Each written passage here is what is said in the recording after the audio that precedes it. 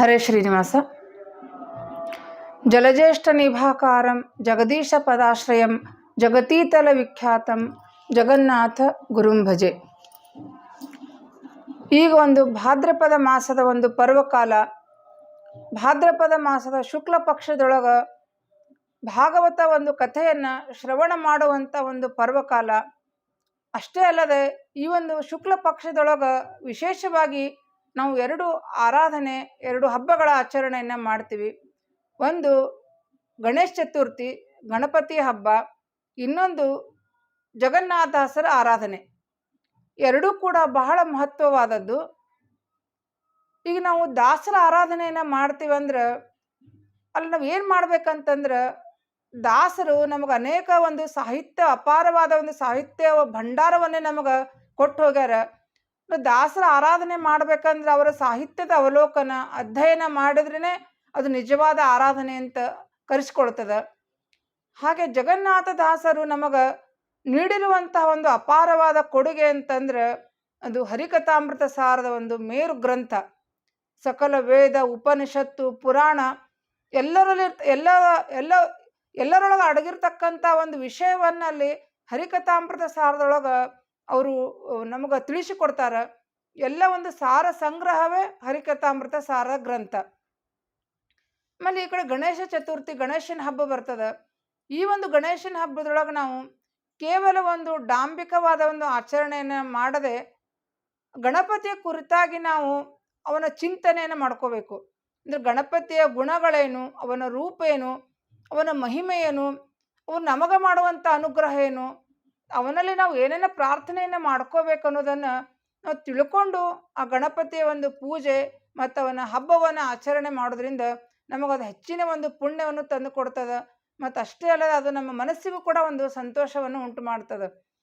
ಯಾಕಂದ್ರೆ ನಾವು ಉದಾಹರಣೆ ಹೇಳಬೇಕಂತಂದ್ರೆ, ಈಗ ನಾವು ಇನ್ನೊಬ್ಬರ ಜೊತೆ ಒಂದು ಸ್ನೇಹವನ್ನು ಮಾಡಬೇಕಾದರೆ ಆಗಲಿ, ಮತ್ತು ಇನ್ನೊಬ್ಬರಿಗೆ ನಾವು ಒಂದು ಗೌರವವನ್ನು ಕೊಡ್ತಿರ್ತೀವಿ, ಅವರಿಗೆ ನಾವು ಆದರ ಗೌರವವನ್ನು ಮಾಡಬೇಕಾದ್ರೆ ನಾವು ಅವರಲ್ಲಿರ್ತಕ್ಕಂಥ ಒಂದು ಗುಣಗಳ ಬಗ್ಗೆ ನಾವು ವಿಚಾರ ಮಾಡ್ತೀವಿ. ಅವ್ರು ಹಿಂಗಿದ್ದಾರೆ, ಅವರ ಗುಣಗಳು ಚಲೋವ, ಅವ್ರಿಗೆ ಹೆಲ್ಪಿಂಗ್ ನೇಚರ್ ಅದ, ಒಂದು ಇನ್ನೊಬ್ರಿಗೆ ಸಹಾಯ ಮಾಡ್ತಾರೆ, ಹಿಂಗೇನೋ ಅವರಲ್ಲಿ ಇರ್ತಕ್ಕಂಥ ಒಂದು ವಿಶೇಷವಾದ ಗುಣಗಳನ್ನು ನೋಡಿಕೊಂಡು ನಾವು ಅವ್ರ ಬಗ್ಗೆ ನಾವು ಒಂದು ಗೌರವವನ್ನು ಕೊಡ್ತೀವಿ ಮತ್ತು ಅವ್ರ ಜೊತೆ ನಾವು ಸ್ನೇಹವನ್ನು ಮಾಡ್ತೀವಿ. ಹಾಗೆ ನಾವು ಈ ಗಣಪತಿಯನ್ನು ಇಷ್ಟೆಲ್ಲ ಡಾಂಬಿಕವಾಗಿ ಪೂಜೆಯನ್ನು ಮಾಡೋದಕ್ಕಿಂತ ಅವನ ಗಣಪತಿಯ ಒಂದು ಚಿಂತನೆಯನ್ನು, ಅವನ ರೂಪ ಗುಣಗಳ ಚಿಂತನೆಯನ್ನು ಮಾಡಿ ಅವನ ಒಂದು ಪೂಜೆಯನ್ನು ಮಾಡಬೇಕಾದ್ರೆ, ಅವನಿಗೆ ನಮಸ್ಕಾರ ಮಾಡಬೇಕಾದ್ರೆ ನಮಗೆ ಅವನು ಗಣಪತಿ ನೋಡಿದ ತಕ್ಷಣ ನಮಗೇನದ ಆ ಗಣಪತಿಯ ಒಂದು ರೂಪ ಗುಣಗಳ ಚಿಂತನೆ ನಮ್ಮ ಕಣ್ಣು ಮುಂದೆ ಬರಬೇಕು. ಆವಾಗ ನಮಗೇನದ ಅದು ನಮ್ಮ ಮನಸ್ಸಿಗೆ ಬಹಳ ಒಂದು ಸಂತೋಷವನ್ನು ಕೊಡೋದಲ್ಲದೆ ಅದು ನಮಗೆ ಪುಣ್ಯವನ್ನು ಕೂಡ ತಂದು ಕೊಡ್ತದೆ. ಯಾಕಂದ್ರೆ ಜ್ಞಾನ ಕಾರ್ಯ ಅನ್ನೋದು ಬಹಳ ಮಹತ್ವವಾಗಿದ್ದದ. ಎಲ್ಲ ದೇವತೆಗಳಾಗಲಿ, ಭಗವಂತ ಆಗಲಿ ಪ್ರೀತಿ ಆಗುವುದಂದ್ರೆ ಜ್ಞಾನ ಕಾರ್ಯದಿಂದ. ಯಾಕಂದ್ರೆ ನೀವು ಯಾವುದೇ ಕಾರ್ಯವನ್ನು ಕೂಡ ತಿಳಿದು ಮಾಡಿದ್ರೆ ಅದು ನಮ್ಗೆ ಹೆಚ್ಚಿನ ಪುಣ್ಯವನ್ನು ತಂದು ಕೊಡ್ತದೆ. ಅದಕ್ಕೆ ಈ ಒಂದು ಜಗನ್ನಾಥದಾಸರ ಆರಾಧನೆ ಮತ್ತು ಗಣೇಶ ಚತುರ್ಥಿ ಈ ಒಂದು ಪರ್ವಕಾಲದೊಳಗೆ ನಾವು ಇಬ್ಬರ ಗಣೇಶನ ಹಬ್ಬದ ಆಚರಣೆನೂ ಆಗಿರಬೇಕು, ಜಗನ್ನಾಥದಾಸರ ಆರಾಧನೆಯೂ ಆಗಿರಬೇಕು. ಈ ಎರಡು ಸಮನ್ವಯಗೊಳಿಸುವ ಸಂಬಂಧ ಏನದ, ಈ ಜಗನ್ನಾಥದಾಸರು ರಚಿಸಿರುವಂತಹ ಒಂದು ಹರಿಕಥಾಮೃತ ಸಾರದಲ್ಲಿ ಬಂದಿರುವಂತಹ ಒಂದು ವಿಘ್ನೇಶ್ವರ ಸಂಧಿಯಲ್ಲಿ ಬಂದಿರತಕ್ಕಂಥ ನುಡಿಗಳ ಒಂದು ಅರ್ಥ ಚಿಂತನೆಯನ್ನು ಮಾಡಿ ಅದರಿಂದ ನಾವು ಗಣಪತಿಯ ಒಂದು ಮಹಿಮೆಯನ್ನು ತಿಳ್ಕೊಳ್ಳುವ ಒಂದು ಪ್ರಯತ್ನವನ್ನು ಮಾಡೋಣಂತ. ಇದರಿಂದ ಏನಾಗ್ತದೆ, ಗಣಪತಿಯೂ ಪ್ರೀತ ಆಗ್ತಾನೆ, ಜಗನ್ನಾಥದಾಸರು ಪ್ರೀತ ಆಗ್ತಾರೆ, ಮತ್ತು ಅವ್ರ ಅಂತರ್ಗತ ಭಗವಂತನು ಕೂಡ ಪ್ರೀತಿಯಾಗಿ ನಮ್ಗೆ ಅನುಗ್ರಹ ಮಾಡ್ತಾನೆ ಅಂತ ತಿಳ್ಕೊಂಡು ಈ ಒಂದು ಕಾರ್ಯದೊಳಗೆ ನಾವಿಲ್ಲಿ ಪ್ರವೃತ್ತರಾಗೋಣ ಅಂತ. ಈ ಒಂದು ಜಗನ್ನಾಥದಾಸರು ರಚಿಸಿರುವಂಥ ಜಗನ್ನಾಥದಾಸರು ನೋಡ್ರಿ 32 ಸಂಧಿಗಳೊಳಗೆ ಗಣಪತಿ ಕುರಿತ ಸಂಧಿನೇ ಒಂದು ಪ್ರತ್ಯೇಕ ಮಾಡಿ ನಮಗೆ ಗಣಪತಿ ಚಿಂತನೆಯನ್ನು ಮಾಡಿಸ್ಕೊಡ್ತಾರಂದ್ರೆ ಒಂದು ಗಣಪತಿ ಮಹಿಮೆ ಎಷ್ಟದ ಅಂತ ತಿಳ್ಕೊಂಡು ನಾವು ತಿಳ್ಕೊಬೋದು. ಇದರಿಂದ ಅಂದರೆ ಅಂಥ ಒಂದು ಗಣಪತಿ ಮಹಿಮೆಯನ್ನು ತಿಳ್ಕೊಳ್ಳಾರ್ದೆ ನಾವು ಅವನ ಪೂಜೆಯನ್ನು ಮಾಡೋದು ಅದೊಂದು ಸಾರ್ಥಕ ಅನಿಸೋದಿಲ್ಲ. ಅದಕ್ಕೆ ಜಗನ್ನಾಥದಾಸರು ನಮ್ಗೆ ಗಣಪತಿ ಕುರಿತು ಏನೋ ಒಂದು ಚಿಂತನೆಯನ್ನು ಮಾಡಿಸ್ತಾರ ಅಂತ ತಿಳ್ಕೊಂಡು ಆ ಒಂದು ಚಿಂತನೆಯನ್ನು ಮಾಡಿ ಅದನ್ನೇ ನಾವು ಕೂಡ ಏನದ ಜಗನ್ನಾಥದಾಸರು ಅಂತ ಅವರ ಅಂತರ್ಗತ ವಿಘ್ನೇಶ್ವರ ಅಂತರ್ಗತ ಮುಖ್ಯ ಪ್ರಾಣಾಂತರ್ಗತ ವಿಶ್ವಂಭರ ನಾಮಕ ಭಗವಂತನಿಗೆ ಈ ಒಂದು ಕಾರ್ಯವನ್ನು ಸಮರ್ಪಿಸೋಣ ಅಂತ ಹೇಳ್ತಾ ಈ ಒಂದು ಕಾರ್ಯಕ್ಕೆ ನಾವು ಅರ್ಥಚಿಂತನೆ ವಿಘ್ನೇಶ್ವರ ಸಂಧ್ಯೆ ಒಂದು ಅರ್ಥ ಚಿಂತನೆ ಕಾರ್ಯದಲ್ಲಿ ಪ್ರವೃತ್ತರಾಗೋಣ ಅಂತ ಹೇಳ್ತಾ ಈ ಒಂದು ಚಿಂತನೆಯನ್ನು ಮಾಡೋಣಂತ. ಹರಿಕಥಾಮೃತ ಸಾರ ಗುರುಗಳ ಕರುಣದಿಂದ ಪನಿತು ಪೇಳುವೆ ಪರಮ ಭಗವದ್ ಭಕ್ತರಿದನಾದರದಿ ಕೇಳುವುದು. ಶ್ರೀಶನಂಗ್ರಿ ಸರೋಜ ಭೃಂಗ ಮಹೇಶ ಸಂಭವ ಮನ್ಮನದೊಳು ಪ್ರಕಾಶಿಸನು ದಿನ ಪ್ರಾರ್ಥಿಸುವೆ ಪ್ರೇಮಾತಿಶಯದಿಂದ. ನೀ ಸಲಹು ಸಜ್ಜನರ ವೇದವು ವ್ಯಾಸ ಕರುಣಾ ಪಾತ್ರ ಮಹದಾಕಾಶಪತಿ ಕರುಣಾಳು ಕೈ ಪಿಡಿದೆಮ್ಮನುದ್ಧರಿಸು.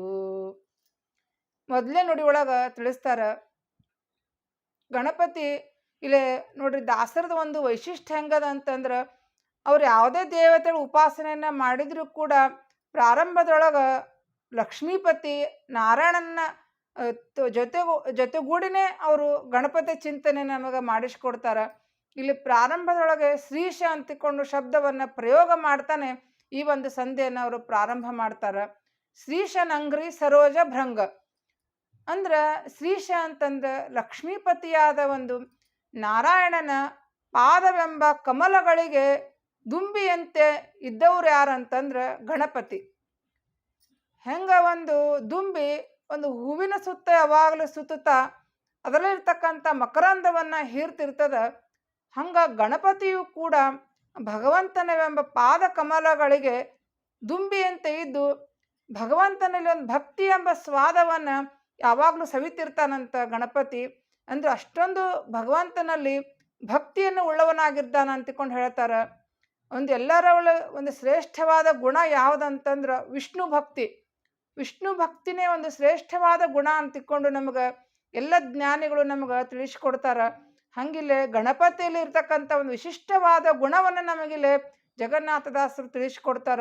ವಿಷ್ಣು ಭಕ್ತಿ ಇದು ವಿಘ್ನೇಶ್ವರನಲ್ಲಿ ಇರ್ತಕ್ಕಂಥ ಒಂದು ಅತ್ಯದ್ಭುತವಾದ ಗುಣ ಅಂತಿಕೊಂಡು ನಾವಿಲ್ಲಿ ತಿಳ್ಕೋಬೇಕು. ಯಾಕಂದ್ರೆ ಇಲ್ಲಿ ಯಾವಾಗಲೂ ಕೂಡ ಭಗವಂತನ ಪಾದ ಕಮಲಗಳ ಚಿಂತನೆಯನ್ನ ಮಾಡ್ತಾ ಭಗವಂತನಲ್ಲಿ ಭಕ್ತಿಯನ್ನು ಹೊಂದಿರತಕ್ಕಂಥ ಅವನು ಆ ಗಣಪತಿ ವಿಘ್ನೇಶ್ವರ ಅಂತಿಕೊಂಡಲೇ ಚಿಂತನೆಯನ್ನು ಕೊಡ್ತಾರ. ನಾವು ತಿಳ್ಕೋಬಹುದು ಅನೇಕ ದಾಸವರಣ್ಯರು ಕೂಡ ಭಗವಂತನ ಒಂದು ಭಕ್ತರನ್ನ ಹೆಂಗ್ ಉದಾಹರಣೆ ಮಾಡ್ತಾರ ಅಂತಂದ್ರ ಅವರೆಲ್ಲರೂ ಕೂಡ ಭಗವಂತನ ಪಾದ ಕಮಲಗಳಿಗೆ ದುಂಬಿ ಅಂತ ಇದ್ದಾರಂತಿಕೊಂಡೇ ಉದಾಹರಣೆ ಮಾಡ್ತಾರ. ಯಾಕಂದ್ರೆ ಯಾವಾಗಲೂ ಭಗವಂತನ ಪಾದ ಕಮಲಗಳ ಚಿಂತನೆ ಮಾಡೋದಂದ್ರೆ ಅದು ಬಹಳ ಮಹತ್ವವಾಗಿದ್ದದ. ನಾವು ಯಾವುದೇ ದೇವರ ದರ್ಶನಕ್ಕೆ ಹೋದರೂ ಕೂಡ ಮೊದಲು ಭಗವಂತನ ಪಾದ ದರ್ಶನವನ್ನ ಮಾಡ್ಕೋಬೇಕಂತೆ. ಒಮ್ಮೆಲೆ ಹೋಗಿ ಮುಖ ದರ್ಶನವನ್ನ ಮಾಡ್ಕೋಬಾರ್ದು. ಮೊದಲು ಪಾದ ಕಮಲಗಳ ದರ್ಶನ ಮಾಡ್ಕೊಂಡು ಆಮೇಲೆ ಮುಖ ದರ್ಶನ ಮಾಡ್ಕೋಬೇಕಂತ ಹೇಳ್ತಾರ. ಹಂಗ ಪಾದ ಕಮಲಗಳ ದರ್ಶನ ಪಾದ ಕಮಲಗಳ ಚಿಂತನೆ ಅಷ್ಟೊಂದು ಮಹತ್ವವಾಗಿದ್ದದ. ಅದ್ರ ಬಗ್ಗೆ ಇನ್ನೊಂದ್ಸರಿ ಮತ್ತೆ ವಿಶೇಷವಾಗಿ ತಿಳ್ಕೊಳ್ಳೋ ಪ್ರಯತ್ನವನ್ನು ಮಾಡೋಣಂತ. ಈಗ ನಾವಿಲ್ಲಿ ಗಣಪತಿಯ ಬಗ್ಗೆ ಚಿಂತನೆಯನ್ನ ಮಾಡ್ತಾ ಇದ್ದೀವಿ. ಅದಕ್ಕಿಲ್ಲಿ ಗಣಪತಿಯು ಕೂಡ ಏನದ ಭಗವಂತನ ಒಂದು ಪಾದ ಕಮಲಗಳಿಗೆ ದುಂಬಿಯಂತೆ ಇದ್ದು ಯಾವಾಗಲೂ ಭಗವಂತನ ಗುಣಗಳ ಚಿಂತನೆಯನ್ನ ಮಾಡ್ತಾ ಭಗವಂತನಲ್ಲಿ ವಿಷ್ಣುವಿನಲ್ಲಿ ಭಕ್ತಿಯನ್ನು ಹೊಂದಿರುವಂಥವನು ಅಂತಿಕೊಂಡಲೇ ದಾಸರು ತಿಳಿಸ್ಕೊಡ್ತಾರ. ಆಮೇಲೆ ಮಹೇಶ ಸಂಭವ ಅಂತ ಹೇಳ್ತಾರ. ಅಂದ್ರ ವಿಘ್ನೇಶ್ವರ ಏನಾಗನ ಶಿವ ಪಾರ್ವತಿಯರ ಮಗನಾಗಿದ್ದಾನಂತಿಕೊಂಡು ಹೇಳ್ತಾರ. ಅಂದ್ರೆ ಎಲ್ಲ ದೇವತೆಗಳು ಕೂಡ ತತ್ವಾಭಿಮಾನಿ ದೇವತೆಗಳಿಗೆ 2 ಸಾರಿ ಅವರಿಗೆ ಸೃಷ್ಟಿ ಆಗ್ತದಂತೆ, ಬ್ರಹ್ಮಾಂಡದ ಒಳಗೆ ಮತ್ತು ಹೊರಗೆ. ಅಂದ್ರೆ ಇಲ್ಲಿ ಬ್ರಹ್ಮಾಂಡದ ಹೊರಗೆ ಅವನು ಶಿವ ಮತ್ತು ಪಾರ್ವತಿಯರಿಗೆ ಮಗನಾಗಿ ಜನಿಸಿದರೂ ಕೂಡ ಬ್ರಹ್ಮಾಂಡದ ಒಳಗೆ ಭಗವಂತನ ಒಂದು ನಾಭಿ ಕಮಲದಿಂದ ವಿಘ್ನೇಶ್ವರ ಗಣಪತಿ ಒಂದು ಸೃಷ್ಟಿಯಾಗೇನ ಹುಟ್ಟ್ಯಾನ ಅಂತಿಕೊಂಡು ಹೇಳ್ತಾರ.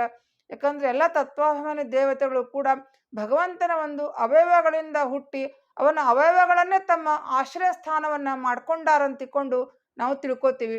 ಅದೇ ರೀತಿಯಲ್ಲಿ ಕೂಡ ವಿಘ್ನೇಶ್ವರನು ಕೂಡ ಭಗವಂತನ ಒಂದು ನಾಭಿ ಕಮಲದಿಂದ ಹುಟ್ಟಿ ಅವನ ನಾಭಿ ಕಮಲವನ್ನೇ ತನ್ನ ಆಶ್ರಯವನ್ನ ಮಾಡ್ಕೊಂಡಾನಂತ. ಅದು ಮುಂದಿನ ನುಡಿಯೊಳಗ ಮತ್ತೆ ಡಿಟೇಲ್ ಬರ್ತದೆ, ಅವಾಗ ಇದ್ರ ಚಿಂತನೆಯನ್ನು ಮಾಡೋಣಂತ. ಇಲ್ಲಿ ಬ್ರಹ್ಮಾಂಡದ ಹೊರಗೆ ಅವನು ಶಿವ ಮತ್ತು ಪಾರ್ವತಿಯರಿಗೆ ಮಗನಾಗಿ ಹುಟ್ಟಾನಂತಿಕೊಂಡಲೇ ತಿಳಿಸ್ತಾರ. ಇಂಥ ವಿಘ್ನೇಶ್ವರನಾದ ನೀನು ಮನದಳು ಪ್ರಾರ್ಥಿಸುವ ಪ್ರೇಮಾತಿಶಯದಿಂದ ಅಂತ ಹೇಳ್ತಾರ. ನಾನು ನಿನಗೆ ಅತ್ಯಂತ ಪ್ರೇಮ ಪೂರ್ವಕವಾಗಿ ಭಕ್ತಿಯಿಂದ ನಿನ್ನ ಪ್ರಾರ್ಥನೆ ಮಾಡ್ಕೋತೀನಿ. ನನ್ನ ಮನಸ್ಸಿನೊಳಗೆ ನೀನು ಪ್ರಕಾಶಿಸು ಅಂತ ಹೇಳ್ತಾರ. ನನ್ನ ಮನಸ್ಸಿನಲ್ಲಿಗೂ ಕೂಡ ನೀನು ಭಗವಂತನ ಬಗ್ಗೆ ಭಕ್ತಿ ಜ್ಞಾನವನ್ನ ಕೊಟ್ಟು ಅನುಗ್ರಹ ಮಾಡು ಅಂತಿಕೊಂಡು ಕೇಳ್ತಾರ. ನೀ ಸಲಹು ಸಜ್ಜನರ, ನೀನು ಸಜ್ಜನರನ್ನು ಯಾವಾಗಲೂ ಕೂಡ ರಕ್ಷಣೆ ಮಾಡು ಅಂತ ತಿಳ್ಕೊಂಡಿಲ್ಲ ದಾಸರು ತಿಳಿಸ್ತಾರೆ ವಿಘ್ನೇಶ್ವರನಿಗೆ. ಯಾಕಂದ್ರೆ ಯಾರು ಸಜ್ಜನರಿರ್ತಾರ, ವಿಷ್ಣು ಭಕ್ತರು ಇರ್ತಾರ, ಅವ್ರಿಗನ್ನು ಕೂಡ ನೀನು ಯಾವಾಗಲೂ ಕೂಡ ರಕ್ಷಣೆ ಮಾಡು ಅಂತ ಹೇಳ್ತಾರ. ಆಮೇಲೆ ನೀ ಸಲವು ಸಜ್ಜನರ ಮುಂದೆ ವೇದವ್ಯಾಸ ಕರುಣಾಪಾತ್ರ ಅಂತ ಹೇಳ್ತಾರ. ಅಂದ್ರೆ ವೇದವ್ಯಾಸರಿಗೆ ಅತ್ಯಂತ ಕರುಣೆಗೆ ಪಾತ್ರರಾಗಿರ್ತಕ್ಕಂಥವ್ರು ವಿಘ್ನೇಶ್ವರ ಅಂತ ಹೇಳ್ತಾರ. ಹೆಂಗಂತಂದ್ರೆ ನಾವು ಕೇಳ್ತೀವಿ, ವೇದವ್ಯಾಸ ರಚಿಸಿರುವಂಥ ಮಹಾಭಾರತವನ್ನ ತಮ್ಮ ಹಸ್ತದಿಂದ ತಮ್ಮ ಕೈಗಳಿಂದ ಬರೆದವರು ಅಂತಂದ್ರೆ ಅದು ಗಣಪತಿ. 1,00,000 ಶ್ಲೋಕವನ್ನು ಮಹಾಭಾರತದಲ್ಲಿರ್ತಕ್ಕಂಥ 1,00,000 ಶ್ಲೋಕವನ್ನು ತನ್ನ ಕೈಯಿಂದ ಅದನ್ನ ಎಲ್ಲ ಅರ್ಥ ಸಹಿತ ತಿಳ್ಕೊಂಡು ಬರೆದಿರುವಂಥ ಒಂದು ಕೀರ್ತಿ ಯಾರಿಗೆ ಸಲ್ತದಂದ್ರು ಅದು ಗಣಪತಿಗೆ. ಅದು ಎಷ್ಟು ಒಂದು ಪುಣ್ಯಕರವಾದ ಕೆಲಸ ಅಂತಂದ್ರೆ ಮಹಾಭಾರತ ಗ್ರಂಥ ಅಂದ್ರೆ ಅದು ವೇದಗಳಕ್ಕಿಂತ ಹೆಚ್ಚಿನ ಒಂದು ಪ್ರಾಮುಖ್ಯತೆ ಮಹಾಭಾರತ ಗ್ರಂಥಕ್ಕದ ಅಂತ ತಿಳ್ಕೊಂಡು ಹೇಳ್ತಾರೆ. ಅದರ ಒಂದು ಶ್ಲೋಕವನ್ನು ಕೂಡ ನಾವು ಒಂದು ಪಾರಾಯಣ ಮಾಡೋದ್ರಿಂದ ಆಗಲಿ, ಅದರ ಅಧ್ಯಯನ ಮಾಡೋದ್ರಿಂದ ಆಗಲಿ, ಶ್ರವಣ ಮಾಡೋದ್ರಿಂದ ಎಷ್ಟು ಅನಂತ ಪುಣ್ಯಗಳ ಬರ್ತದ.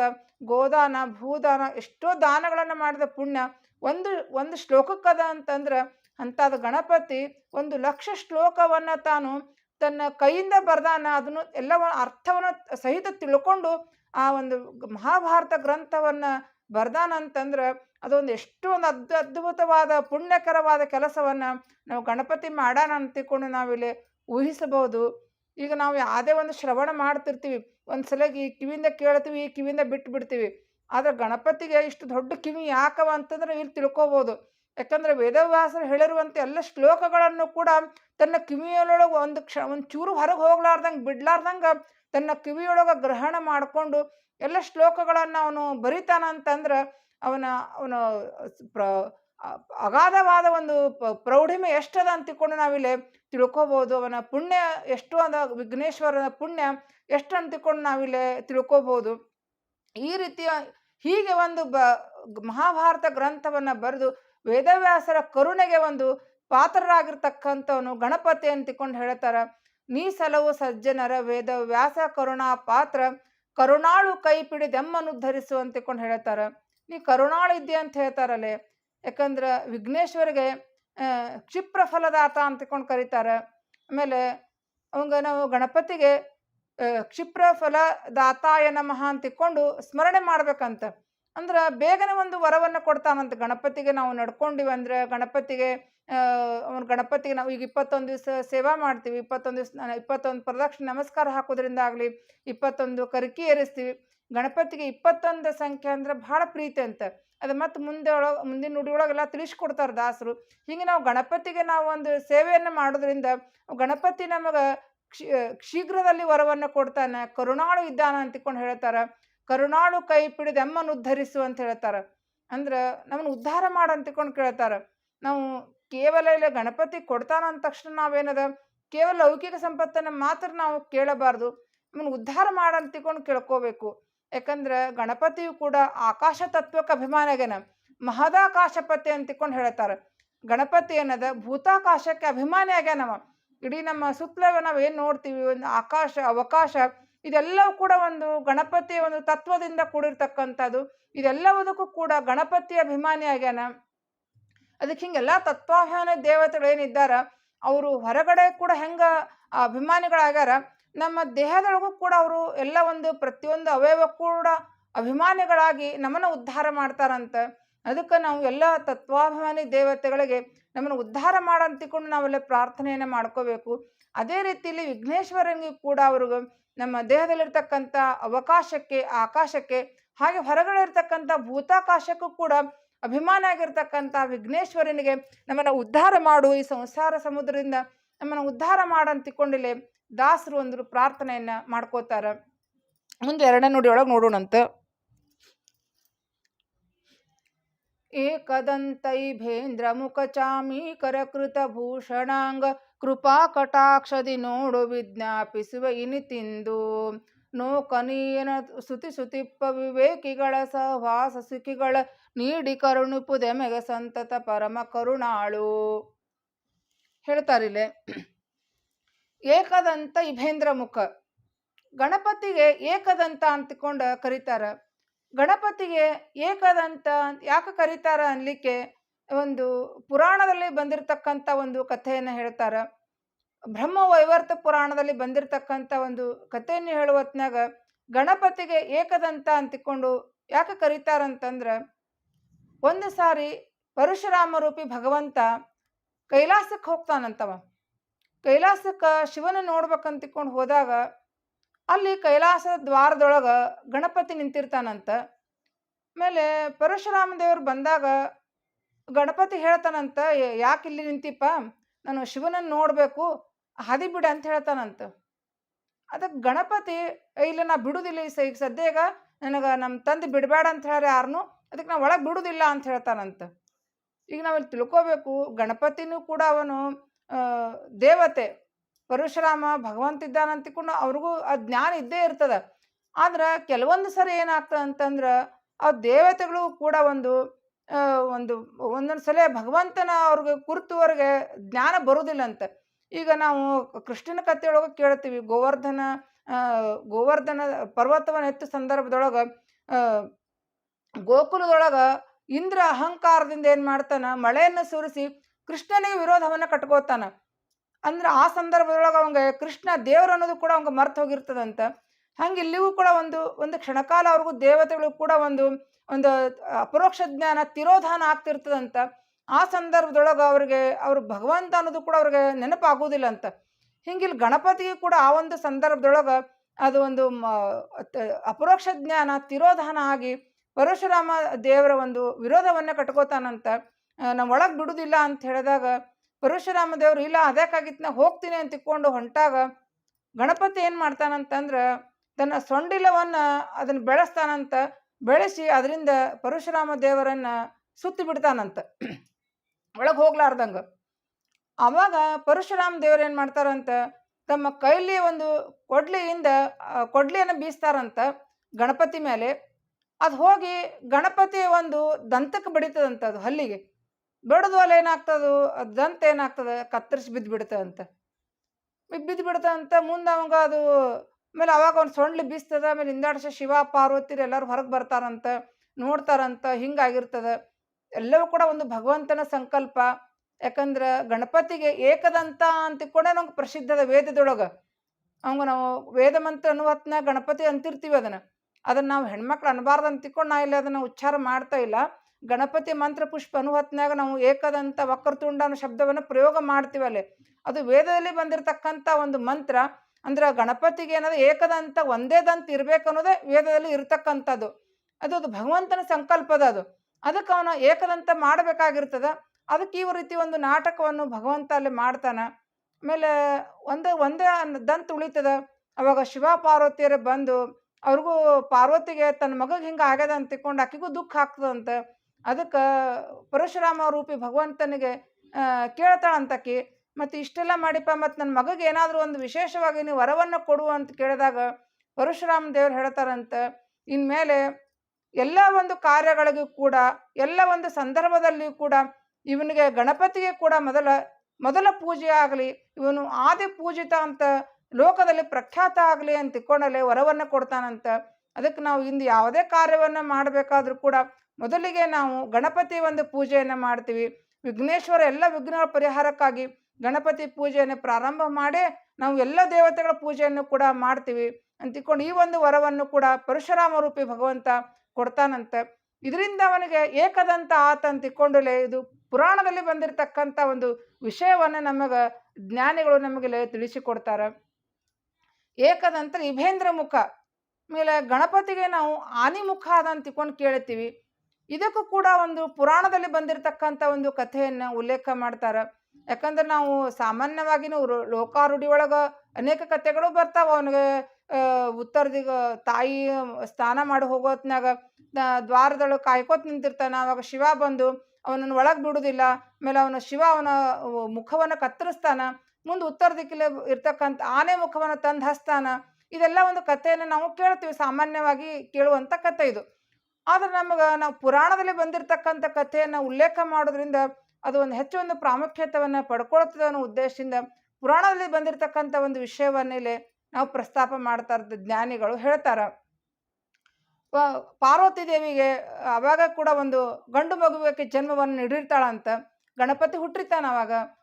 ಗಣಪತಿನ ನೋಡ್ಲಿಕ್ಕೆ ಎಲ್ಲ ದೇವಾನುದೇವತೆಗಳು ಕೂಡ ಬಂದಿರ್ತಾರಂತ. ಆವಾಗ ಶ್ರೀಮನ್ನಾರಾಯಣ ಕೂಡ ಅಲ್ಲಿ ಬಂದಿರ್ತಾನಂತ. ಆಮೇಲೆ ಆ ಸಂದರ್ಭದೊಳಗ ಅತಿ ಗಣಪತಿ ಮುದ್ದಾದ ಮುಖವನ್ನ ಹೊಂದಿರತಕ್ಕಂಥ ಒಂದು ಪುಟ್ಟ ಒಂದು ಮಗುವನ್ನ ತನ್ನ ಪಕ್ಕದಲ್ಲಿ ಮಲಗಿಸಿಕೊಂಡು ಪಾರ್ವತಿ ಮಲ್ಕೊಂಡಿರ್ತಾಳಂತ. ಆ ಸಂದರ್ಭದೊಳಗ ಅಲ್ಲೇ ಶನೈಶ್ಚರನು ಬರ್ತಾನಂತ, ಶನಿದೇವ ಕೂಡ ಬರ್ತಾನಂತ. ಅದಕ್ಕೆ ಎಲ್ಲ ದೇವತೆಗಳು ಬಂದು ಆ ಮಗುವಿನ ಮುಖವನ್ನು ನೋಡ್ತಾರಂತ. ಅವಾಗ ಅಲ್ಲೇ ಶನೈಶ್ಚರ ಕೂತಿರ್ತಾನಂತ. ಅವಾಗ ಎಲ್ಲರೂ ಹೇಳ್ತಾರಂತ ಶನೈಶ್ಚರ್ಗ, ನೀನು ಹೋಗಿ ನೋಡಪ್ಪ ಮಗುವಿನ ಮುಖವನ್ನ ಅಂತ ಹೇಳ್ತಾರಂತ. ಅವಾಗ ಅವ ಶನೈಶ್ಚರ ಹೇಳ್ತಾನಂತ, ನನಗ ಒಂದು ಅವಂಗ ಶಾಪ್ ಇರ್ತದಂತ ಶನೈಶ್ಚರಿಗೊಂದು. ಅದಕ್ಕೆ ಯಾರ ಮುಖವನ್ನು ಕೂಡ ಅವ್ನು ನೋಡಿದಂದ್ರೆ ಅದು ಮುರಿದು ಹೋಗ್ತಿರ್ತದಂತ. ಹಂಗೆ ಶಾಪ್ ಇರ್ತದಂತ. ಅದಕ್ಕೆ ಬ್ಯಾಡ್ ಬಿಡಪ್ಪ, ಮತ್ತು ಎಲ್ಲಿ ನೋಡಿದ್ರೆ ಮತ್ತೇನಾಗಲಿ ಬಿಡ್ಲಿ ಅಂತ ಹೇಳ್ತಾರಂತ. ಅದಕ್ಕೆ ಉಳಿದ ದೇವತೆಗಳು ಅಂತಾರಂತ, ನಾರಾಯಣ ಅಂತಾನಂತ, ಯಾಕಂದ್ರೆ ಇಲ್ಲಿ ಹೋಗಿ ನೀನು ಮಗುವಿನ ಮುಖವನ್ನು ನೋಡು ಅಂತ ಹೇಳ್ತಾನಂತ. ಯಾಕಂದ್ರೆ ಭಗವತ್ ಸಂಕಲ್ಪ ಅನ್ನೋದು ಬೇರೆ ಇರ್ತದೆ. ಗಣಪತಿಗೆ ಆನೆ ಮುಖ ಬರ್ಬೇಕು ಅನ್ನೋದು ಭಗವಂತನ ಸಂಕಲ್ಪದಲ್ಲಿ. ಅದಕ್ಕೆ ಶನೈಶ್ಚರ್ಗೆ ಹೇಳತ್ತಾನಂತ, ಶನಿದೇವ್ ಹೋಗ್ತಾನಂತಲ್ಲೇ. ಶನಿದೇವ್ ಮಗುವಿನ ಮುಖವನ್ನು ನೋಡ್ತಾನಂತ. ನೋಡಿದ ತಕ್ಷಣ ಏನಾಗ್ಬಿಡ್ತದ, ಆ ಮುಖದಲ್ಲಿರ್ತಕ್ಕಂಥ ಮುಖ ಬೇರೆ ಮತ್ತು ದೇಹ ಬೇರೆ ಬೇರೆ ಆಗ್ಬಿಡ್ತದಂತ. ಆ ಮುಖ ಅನ್ನೋದು ಎಲ್ಲೋ ಹೋಗಿ ಅದು ಮಾಯ ಆಗ್ಬಿಡ್ತದಂತ. ಆವಾಗ ಪಾರ್ವತಿ ದೇವಿ ಅಂತಾಳಂತ, ಇದೇನಾಯ್ತು, ನನ್ನ ಮಗನ ಮುಖ ಹಿಂಗಾಗ್ಯದ, ಇನ್ನೇನು ಮಾಡೋದು ಅಂತ ತಿಳ್ಕೊಂಡು ಅಂದಾಗ ಅವಾಗ ಸ್ವತಃ ಭಗವಂತ ಹೇಳ್ತಾನಂತ, ರುದ್ರದೇವರೊಳಗೆ ಪ್ರೇರಣೆ ಮಾಡಿ ಹೇಳ್ತಾನಂತ. ರುದ್ರದೇವ್ರು ಹೇಳ್ತಾರಂತ, ಮತ್ತಿನ್ನೇನು ಮಾಡೋದದ, ಅದಕ್ಕೆ ಉತ್ತರ ದಿಕ್ಕಿನಲ್ಲಿ ಉತ್ತರ ದಿಕ್ಕಿಗೆ ತಲೆ ಮಾಡಿ ಮಲಗಿರುವಂಥ ಯಾವುದಾದ್ರೂ ಒಂದು ಮುಖವನ್ನು ತಂದು ನನ್ನ ಮಗನ ಮುಖಕ್ಕೆ ಹಚ್ಚ್ರಿ ಅಂತ ತಿಳ್ಕೊಂಡು ರುದ್ರದೇವರು ಹೇಳ್ತಾರಂತ. ಅವಾಗ ಸ್ವತಃ ನಾರಾಯಣನೇ ಹೋಗ್ತಾನಂತ. ಸ್ವತಃ ಭಗವಂತನೇ ಹೋಗಿ ಐರಾವತ, ಇಂದ್ರಲೋಕದಲ್ಲಿ ಇರ್ತಕ್ಕಂಥ ಐರಾವತದ ಮುಖವನ್ನು ತಂದು ಆ ಗಣಪತಿಯ ಮುಖಕ್ಕೆ ಜೋಡಣೆಯನ್ನು ಮಾಡ್ತಾನಂತ. ಅವಾಗ ಅವನಿಗೆ ಅದು ಇಭೇಂದ್ರ ಮುಖ. ಇಭ ಅಂದ್ರೆ ಆನೆ, ಗಜರಾಜ. ಇಭೇಂದ್ರ ಅಂದ್ರೆ ಗಜರಾಜ. ಗಜರಾಜ ಅಂದ್ರೆ ಯಾವುದು, ಐರಾವತ. ಆ ಗಜರಾಜನ ಮುಖವನ್ನು ತಂದು ಗಣಪತಿಯ ಮುಖಕ್ಕೆ ಹಸ್ತಾನಂತ. ಅದಕ್ಕೆ ಇದೆಲ್ಲವೂ ಕೂಡ ಒಂದು ಭಗವಂತನ ಸಂಕಲ್ಪ. ಇದು ಯಾಕೆ ಅವನಿಗೆ ಭಗವಂತ ಈ ರೀತಿ ಆನೆ ಮುಖವನ್ನು ತಂದು ಅವನಿಗೆ ಹಸ್ತಾನಂತಂದ್ರೆ, ಇದಕ್ಕೊಂದು ಶ್ರೀ ಮಧ್ವಾಚಾರ್ಯರು ನಮಗೊಂದು ತತ್ವವನ್ನು ತಿಳಿಸ್ಕೊಡ್ತಾರೆ. ಯಾಕೆ ಗಣಪತಿಗೆ ಆನೆ ಮುಖವನ್ನು ಹಸ್ತಾರಂತಂದ್ರೆ, ಗಣಪತಿ ಹಿಂದಿನ ಜನ್ಮದೊಳಗ ಅವನು ತಪಸ್ ಮಾಡ್ಕೋತ ಕೂತಿರ್ತಾನಂತ. ಭಗವಂತನ ವಿಶ್ವರೂಪ ಭಗವಂತನ ಚಿಂತನೆಯನ್ನು ಅವನು ತಪಸ್ ಮಾಡ್ತಿರ್ತಾನ ಧ್ಯಾನದೊಳಗೆ. ವಿಶ್ವನಾಮಕ ಭಗವಂತ ನಮ್ಮ ಬಲಗಣ್ಣಿನಲ್ಲಿ ಇದ್ದು ನಮಗೆ ಜಾಗೃತೆಯನ್ನು ಉಂಟು ಮಾಡುವಂಥ ಒಂದು ಭಗವದ್ ರೂಪ ಅದು. ಆ ಒಂದು ರೂಪದ ಒಂದು ಧ್ಯಾನಾಸಕ್ತದಲ್ಲಿ ಕುಳಿತಿರೋ ಸಂದರ್ಭದೊಳಗೆ ಅವನ ಧ್ಯಾನದೊಳಗೆ ವಿಶ್ವನಾಮಕ ಭಗವಂತ ಅವನಿಗೆ ಪ್ರತ್ಯಕ್ಷ ಆಗಿ ಅವನಿಗೆ ದರ್ಶನವನ್ನು ಕೊಡ್ತಾನಂತ. ವಿಶ್ವನಾಮಕ ಭಗವಂತನ ರೂಪ ಹೆಂಗದ ಅಂತಂದ್ರೆ 19 ಮುಖ ಅವನಿಗೆ. 9 ಮುಖ, ಈ ಕಡೆ 9 ಮುಖ, ಈ ಕಡೆ 9 ಮುಖ. ಅವೆಲ್ಲವೂ ಕೂಡ ಏನದ ಮನುಷ್ಯರ ಮುಖದಂತೆ ಇರ್ತಾವ. ಮುಂದೆ ಮಧ್ಯದ ಮುಖ ಹೆಂಗಿರ್ತದಂದ್ರೆ ಅದು ಸೊಂಡಿಲಿನ ಆಕಾರ, ಆನೆ ಮುಖದಂತೆ ಮಧ್ಯದ ಮುಖ ಬರ್ತದಂತ. ಈ ಒಂದು ರೂಪದ ಒಂದು ದರ್ಶನ ಆ ಗಣಪತಿ ಹಿಂದಿನ ಜನ್ಮದೊಳಗ ಆಗಿರ್ತದಂತ. ಆವಾಗ ಅವು ಆ ಭಗವಂತನಿಗೆ ಪ್ರಾರ್ಥನೆ ಮಾಡ್ಕೋತಾನಂತ, ನಾ ಮುಂದಿನ ಕಲ್ಪದೊಳಗ ನಾನು ಹುಟ್ಟಿದ್ರ ನನಗೆ ಈ ನಿನ್ನ ರೂಪವನ್ನೇ ನನಗೆ ಕೊಡು ಅಂತ ತಿಳ್ಕೊಂಡಲ್ಲೇ ಗಣಪತಿಯವನಿಗೆ ಭಗವಂತನಿಗೆ ಪ್ರಾರ್ಥನೆಯನ್ನು ಮಾಡ್ಕೊಂಡಿರ್ತಾನಂತ. ಆ ಒಂದು ಗಣಪತಿಯ ಒಂದು ಪ್ರಾರ್ಥನೆಯನ್ನು ನೆರವೇರಿಸೋ ಸಂಬಂಧ ಏನದ, ಈ ಒಂದು ಗಣಪತಿ ಜನ್ಮದೊಳಗಿದ್ದಾಗ ಅವನಿಗೆ ಆನಿಮುಖವನ್ನೇ ಅವನಿಗೆ ಕೊಡಬೇಕಾಗಿರ್ತದ. ಆ ಒಂದು ಉದ್ದೇಶ ಇಟ್ಟುಕೊಂಡು ಭಗವಂತ ಇಷ್ಟೆಲ್ಲ ಒಂದು ನಾಟಕವನ್ನು ಮಾಡಿ ಗಣಪತಿಗೆ ಒಂದು ಆನೆಮುಖವನ್ನು ಬರುವಂತೆ ಮಾಡ್ತಾನ ಅಂತ ತಿಳ್ಕೊಂಡು ನಾವಿಲ್ಲಿ ಇದು ಪುರಾಣಗಳಿಂದ ಬಂದಿರತಕ್ಕಂಥ ಒಂದು ಪುರಾಣಗಳಲ್ಲಿ ಬಂದಿರತಕ್ಕಂಥ ಒಂದು ತತ್ವವನ್ನು ನಾವಿಲ್ಲಿ ತಿಳ್ಕೋಬಹುದು ಅಂತ ತಿಳ್ಕೊಂಡು ನಾವು ಹೇಳ್ತೀವಿ. ಆಮೇಲೆ ಇಭೇಂದ್ರ ಮುಖ ಚಾಮೀಕರ ಕೃತಭೂಷಣಾಂಗ ಅಂದ್ರೆ ಗಣಪತಿ ಬಂಗಾರದ ಆಭರಣಗಳನ್ನು ಧರಿಸಿರ್ತಾನಂತ. ಯಾಕಂದ್ರೆ ಪರಶುರಾಮ ರೂಪಿ ಭಗವಂತನಿಂದ ಪರಶುರಾಮ ರೂಪಿ ಭಗವಂತ ಅಗ್ನಿ ಅಂತರ್ಗತ ಪರಶುರಾಮ ರೂಪಿ ಭಗವಂತ ಇರ್ತಾನ. ಅಂದ್ರೆ ಬಂಗಾರಕ್ಕೆ ಒಂದು ಅಭಿಮಾನ ದೇವತೆ ಯಾರಂತಂದ್ರೆ ಅಗ್ನಿ. ಅದಕ್ಕೆ ಪರಶುರಾಮ ದೇವರೇ ಅವನಿಗೆ ಅನೇಕ ಬಂಗಾರ ಆಭರಣಗಳನ್ನ ಕೊಟ್ಟಾರ ಅಂತ ತಿಳ್ಕೊಂಡು ಹೇಳ್ತಾರ. ಹಂಗೆ ಅನೇಕ ಬಂಗಾರದ ಆಭರಣಗಳನ್ನು ಕೂಡ ಧರಿಸಿರ್ತಾನಂತ. ಇಂಥ ಗಣಪತಿಗೆ ಇಲ್ಲಿ ಜಗನ್ನಾಥದಾಸರು ಏನು ಪ್ರಾರ್ಥನೆ ಮಾಡ್ಕೋತಾರಂದ್ರೆ, ನೋಕ ನೀನ ಸುದಿಸುದಿಪ್ಪ ವಿವೇಕಿಗಳ ಸಹವಾಸ ಸುಖಿಗಳ ನೀಡು ಅಂತ ತಿಳ್ಕೊಂಡು ಹೇಳ್ತಾರೆ. ನೋಕನೀಯ ಅಂತಂದ್ರೆ ಇಲ್ಲಿ ಭಗವಂತನಿಗೆ ನೋಕನೀಯ ಅಂತಕೊಂಡು ಶಬ್ದವನ್ನ ಪ್ರಯೋಗ ಮಾಡ್ತಾರೆ. ಯಾಕಂದ್ರೆ ಭಗವಂತ ಕರ್ಮಾತೀತ, ಅವನಿಗೆ ನೋಕನೀಯ ಅಂದ್ರ ಈ ಕರ್ಮಗಳನ್ನು ಮಾಡೋದ್ರಿಂದ ಅವನಿಗೆ ಹೆಚ್ಚು ಪುಣ್ಯ ಬರ್ತದ ಅಂದ್ರೆ ಅದು ಇಲ್ಲ. ಈ ಕರ್ಮಗಳನ್ನು ಮಾಡೋದಿಲ್ಲಪ್ಪ ಅಂದ್ರೆ ಅದರಿಂದ ಏನು ಭಗವಂತನಿಗೆ ಹಾನಿ ಆಗ್ತದೆ ಅಂದ್ರೆ ಅದು ಇಲ್ಲ. ಯಾಕಂದ್ರೆ ಭಗವಂತನಿಗೆ ಕರ್ಮಗಳ ಲೇಪ ಇಲ್ಲ, ಅವನಿಗೆ ಕರ್ಮಾತೀತನಾಗ್ಯಾನ ಭಗವಂತ. ಅದಕ್ಕೆ ಅವನಿಗೆ ಏನಂತಾರ ನೋಕನೀಯ ಅಂತ ಹೇಳ್ತಾರ. ಅಂತ ಭಗವಂತನ ಯಾರು ಸ್ತುತಿಸ್ತಿರ್ತಾರಲ್ಲ ಅಂಥವರ ಸಜ್ಜನರ ಸಹವಾಸವನ್ನು ಕೊಡು ಅಂತಿಕೊಂಡಲ್ಲೇ ಕೇಳ್ತಾರ ದಾಸರು. ವಿಘ್ನೇಶ್ವರನ ನಾವು ಪ್ರಾರ್ಥನೆ ಮಾಡ್ಕೋಬೇಕಂತ. ಯಾಕಂದ್ರೆ ಸಜ್ಜನರ ಸಹವಾಸ ಅನ್ನೋದು ಬಹಳ ಮಹತ್ವವಾಗ್ಯದ. ಯಾಕಂದ್ರೆ ಕಪಿಲ ನಾಮಕ ಭಗವಂತ ತನ್ನ ತಾಯಿಯಾದ ದೇವಹೂತಿಗೆ ತತ್ವವನ್ನು ಉಪದೇಶ ಮಾಡುವ ಹೊತ್ನಾಗ ಹೇಳ್ತಾನಂತ, ನಮ್ಮ ಸಾಧನೆಗೆ ಮೊದಲ ಮೆಟ್ಟಿಲು ಯಾವುದಂತಂದ್ರೆ ಅದು ಸಜ್ಜನರ ಸಹವಾಸ ಅಂತ ತಿಳ್ಕೊಂಡು ಹೇಳ್ತಾರ. ಅದಕ್ಕಿಲ್ಲೇ ಜಗನ್ನಾಥದಾಸರು ಕೂಡ ವಿಘ್ನೇಶ್ವರನಿಗೆ ಏನು ಪ್ರಾರ್ಥನೆ ಮಾಡ್ಕೋತಾರಂದ್ರೆ ಅಂದ್ರೆ ಭಗವಂತನ ಯಾರ ಸ್ತೋತ್ರ ಮಾಡ್ತಿರ್ತಾರ ಅಂಥವರ ಸಜ್ಜನ ಸಹವಾಸದೊಳಗ ನನಗಿಟ್ಟು ನನ್ನ ಉದ್ಧಾರ ಮಾಡು ಅಂತ ತಿಳ್ಕೊಂಡಿಲ್ಲೇ ಪ್ರಾರ್ಥನೆಯನ್ನ ಮಾಡ್ಕೋತಾರ. ಈ ರೀತಿ ಈ ದಿವಸ ಒಂದು 2 ನುಡಿಗಳ ಚಿಂತನೆಯನ್ನು ನಾವಿಲ್ಲಿ ಮಾಡಿವಿ. ಒಂದು ವಾರತನ ಮುಂದಿನ ನುಡಿಗಳೊಳಗ ಮುಂದೆ ಜಗನ್ನಾಥದಾಸರು ಗಣಪತಿಯ ಬಗ್ಗೆ ಏನು ತಿಳಿಸ್ಕೊಡ್ತಾರ, ಅವನಿಗೆ ದೊಡ್ಡ ಕಿವಿಗಳು ಯಾಕವ, ಮತ್ತು ಅವನಿಗೆ ಹೊಟ್ಟೆ ಯಾಕಡ್ದು ಹೊಡ್ದದ, ಈ ಎಲ್ಲವನ್ನು ಕೂಡ ಒಂದು ನಮಗೆ ಅನೇಕ ಶಾಸ್ತ್ರದ ಪ್ರಮೇಯಗಳನ್ನು ಇಟ್ಟುಕೊಂಡು ನಮಗೆಲ್ಲ ಚಿಂತನೆಯನ್ನು ನಮಗೆ ಜಗನ್ನಾಥದಾಸರು ಮಾಡಿಕೊಡ್ತಾರ. ಅವೆಲ್ಲ ಚಿಂತನೆಯನ್ನು ಕೂಡ ಮುಂದಿನ ದಿವಸದಲ್ಲಿ ನಾವು ನೋಡೋಣ ಅಂತಿಕೊಂಡು ಹೇಳಿ ಈ ಒಂದು ನನ್ನ ಸೇವೆಯನ್ನು ನಾನು ಸಮರ್ಪಣೆ ಮಾಡ್ತಾ ಇದ್ದೀನಿ. ಪತ್ಯಂತರ್ಗತ ಸಮಸ್ತ ಗುರುವಂತರ್ಗತ ಭಾರತೀಯ ಮುಖ್ಯ ಪ್ರಾಣಾಂತರ್ಗತ ಬಿಂಬಮೂರ್ತಿ ಪ್ರೀತಾಂ ಪ್ರೀತೋ ಭವತು ಶ್ರೀ ಕೃಷ್ಣಾರ್ಪಣಮಸ್ತು. ನಹಂ ಕರ್ತ ಹರಿಕರ್ತ ನಹಂ ಕರ್ತ ಹರಿಕರ್ತ.